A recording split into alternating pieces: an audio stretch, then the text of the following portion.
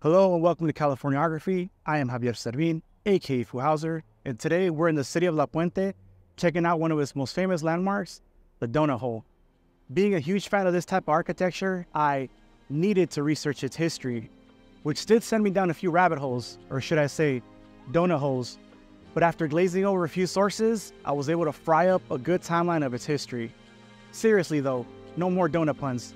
Let's check out the history of this donut shop and its architectural style.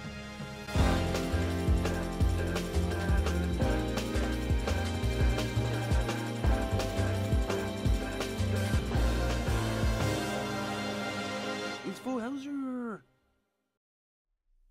Before getting into the history of the donut hole, we need to talk a little bit about the architectural style that it belongs to and why I love it so much.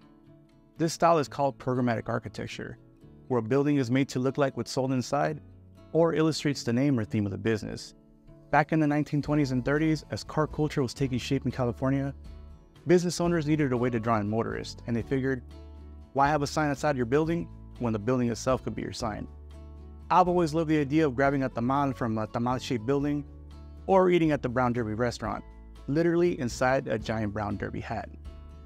Programmatic architecture became outdated in the following decades, but there were still a few buildings that were built in the style, and the Donut Hole in La Puente is one of them. The Donut Hole was actually a small chain.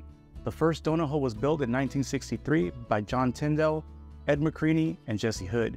They actually received the patent for a building with two giant donuts through which customers drove through, but I haven't been able to find any evidence that the building from that patent was ever built in Covina. In 1968, they opened their second location in La Puente, again receiving a patent for a donut drive-thru building, but this time the building was actually constructed.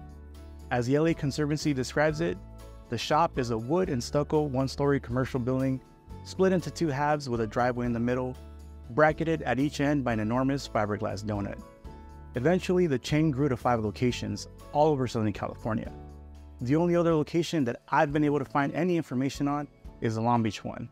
And while they were all drive-thrus, none of them replicated the giant donut drive-thru of the La Puente location. The Donut Hole chain went out of business in 1979. The fate of the Covina location is unknown.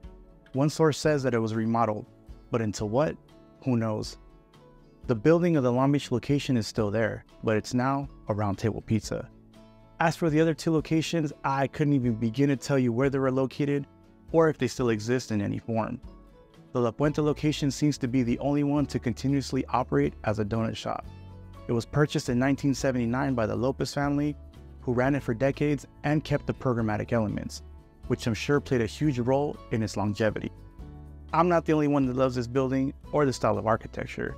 The Donut Hole is the most photographed donut shop in the country, and it's made cameos in films, including Calendar Girl, Dragnet, and Moving Violations.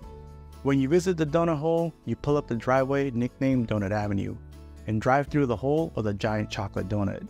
On one side of the tunnel is a display case with an assortment of glazed, filled, and sprinkled donuts, while the other side gives you a view into how the donuts are made.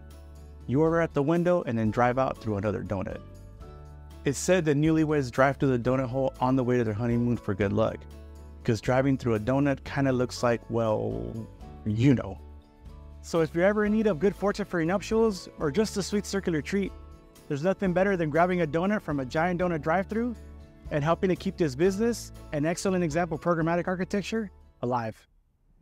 Thank you for joining me on today's trip to the city of La Puente to learn the history behind this iconic landmark. Make sure to like and subscribe, I would really appreciate it. Until next time when we, because remember, it's you and me, continue to explore the history that can be found in this great big backyard of ours called California. All right, see you soon.